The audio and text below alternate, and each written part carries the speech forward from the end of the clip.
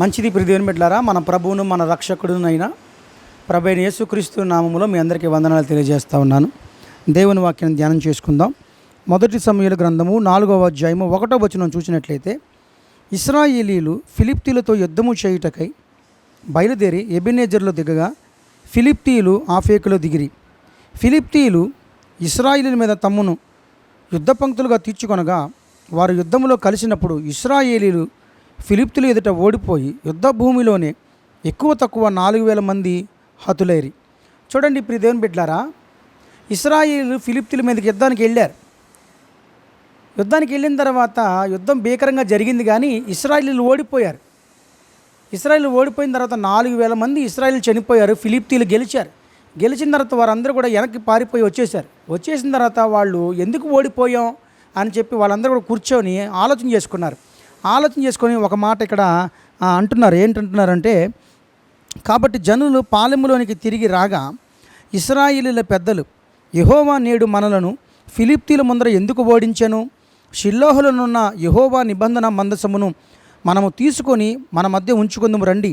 అది మన మధ్య ఉండిన ఎడల అది మన శత్రువుల చేతుల నుండి మనల్ని రక్షించును అని ఇశ్రాయేలీయులందరూ కూడా ఒక ఆలోచన చేశారు. దేవుని నామం పెట్టబడినటువంటి ఆ మందసాన్ని మనం తీసుకొని యుద్ధంలోకి వెళ్దాం, అప్పుడు విజయాన్ని మనకు దేవుడు ఇస్తాడని చెప్పి వాళ్ళు నిర్ణయించుకున్నారు. అయితే ఆ నిర్ణయించుకున్నటువంటి వారి ఆలోచన కూడా ఎట్లాంటి పరిస్థితి దారితీసిందంటే, వాళ్ళు నిబంధన మందసాన్ని అలాగే అక్కడ ఉన్నటువంటి హోఫ్ని ఫినేహాస్ అనేటువంటి ఇద్దరు యాజకుల్ని కూడా వెంట పెట్టుకోవడానికి ముందుకు కొనసాగారు. ఆ తర్వాత ఏం జరిగింది అని అంటే, వాళ్ళు ఆ మందసాన్ని ఎప్పుడైతే ఎత్తారో వాళ్ళు గట్టిగా భూమి ప్రతిధ్వని ఇచ్చినంతగా గట్టిగా భీకరంగా అరిచారు. అరిచి దేవుని నామ మహిమ కలుగునుగా అని చెప్పి గొప్పగా స్తుతులు పాడి కీర్తనలు పాడారు. అయినా సరే యుద్ధంలోకి వెళ్ళారు. ఫిలిష్తీయులందరూ కూడా ఇశ్రాయేలు మీద పడి 30,000 మందిని చంపేశారు ఇశ్రాయేల్ని. అదేంటి, నిబంధన మందసం ఉన్నప్పటికీ కూడా వాళ్ళు ఓడిపోయారు ఏంటి అని చెప్పి ఆలోచన చేసి చూస్తే ఇప్పుడు దేవుని బిడ్డలారా, ఏంటి అని అంటే వాళ్ళు స్తుతించారు, వాళ్ళు ఆరాధించారు, కానీ విజయాన్ని ఎందుకు రాలేదు అని అంటే ఇప్పుడు దేవుని బిడ్డలారా, ఈరోజు దేవునికి కావలసినది ఏంటి అని అంటే మన యుద్ధం నుంచి యథార్థత. దేవునికి కావలసినది మన దగ్గర నుంచి మనం న్యాయము కనపరచటం.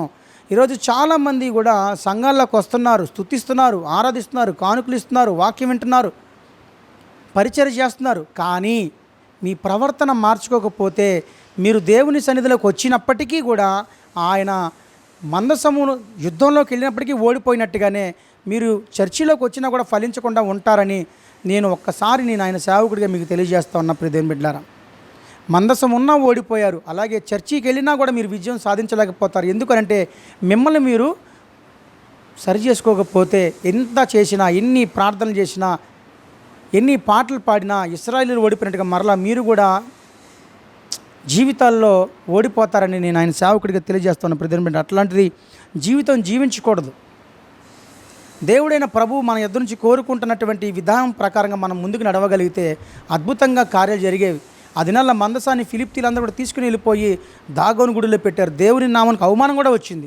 ఈరోజు బిడ్డలమైనటువంటి మనం అందరం ఆయన నామానికి అవమానం కలిగే వారుగా కూడా కొంతమంది ఉంటున్నారు. మందసం పట్టబట్టమంటే దేవుని నామం ఎలా అయింది దూషణ పాలు.